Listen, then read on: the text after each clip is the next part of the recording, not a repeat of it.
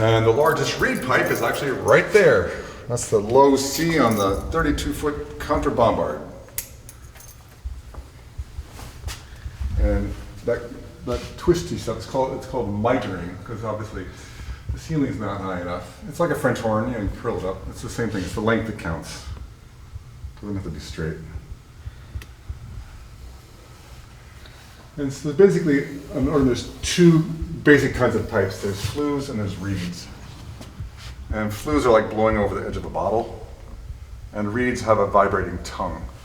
So this guy here is called Ophiclide, and I can actually make him play from here. There you go. Ready? And then there's high G.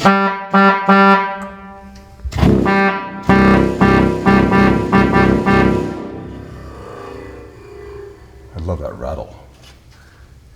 It's a great rattle.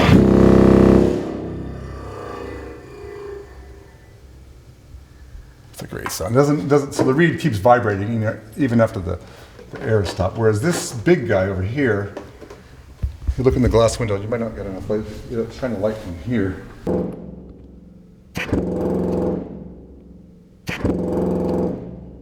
So there's a damper that stops it too. How's it going?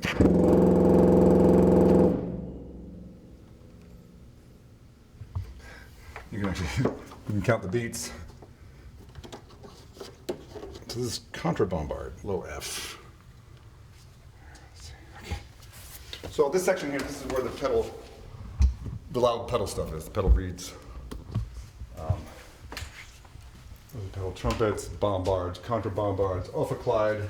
These are wind reservoirs, and these are under pressure with springs. Sometimes they have weights on top or both. And when the organ's on, they're expanded. And when the pipe uses air, it'll drop a little bit. And then this little chain will open up a gate for the air supply and keep it a constant pressure. I can show you again let me play one of these. Ready? Mm-hmm.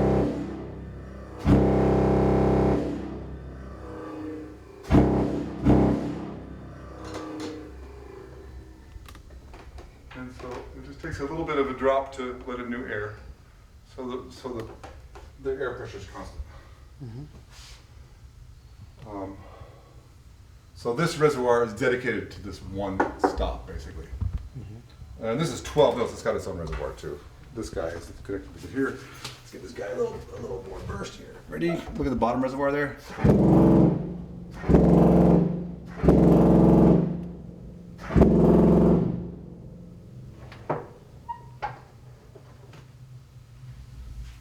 So we're at the very end of the wind supply here. This is the last part. This gangplank here, the main feed is under here. Mm-hmm. You follow me.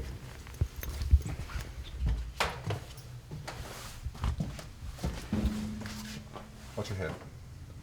So you can see these facade pipes do not play. They used to. They have holes. If you blow hard enough, you'll get some sound out of them. And this was always meant to be a dud.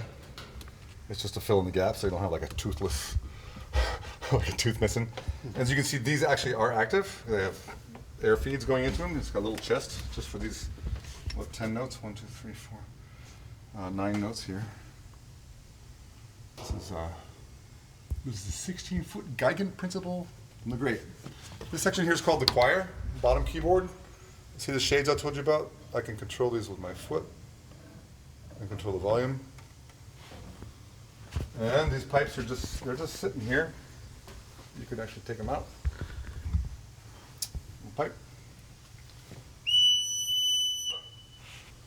So the length of the pipe is measured from the mouth to the top. And so the length is what determines the pitch. And here's a little tuning ring. You can slide this up and down to make the pipe longer or shorter. And that's how you tune a flue pipe. These are from the pedal principle 16. There's 5 on each side. They're chromatically, so they're half steps apart. So this would be E, and then F would be over there. This is be F sharp, G sharp, and so on. They go up by whole steps. Here we're in front of, this is the swell, and the swell is actually on 2 levels. It's the biggest swell I've ever seen. This is the biggest division of the organ. As I said before, it's got about 2,500 pipes in here, and it has, of course, the swell shades, which enable the organist to change the dynamics.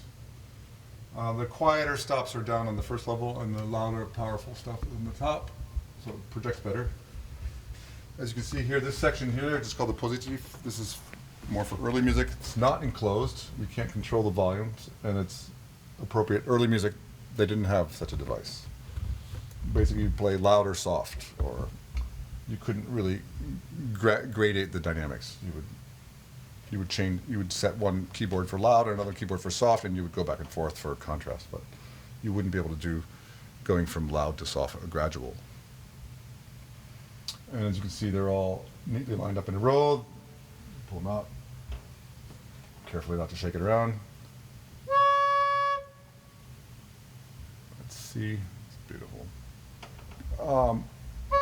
Alloy of tin, zinc.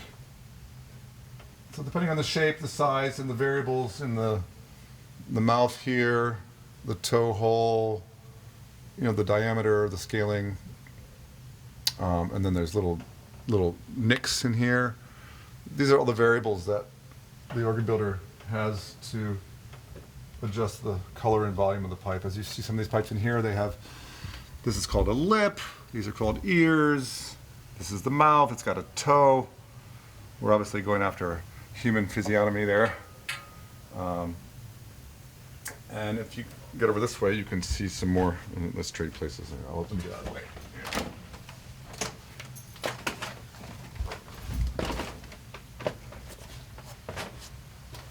Get into the positive here.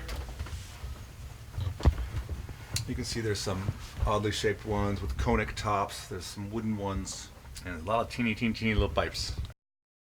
All right, this is the Harry Potter door already. Low overhead. And this is where I keep my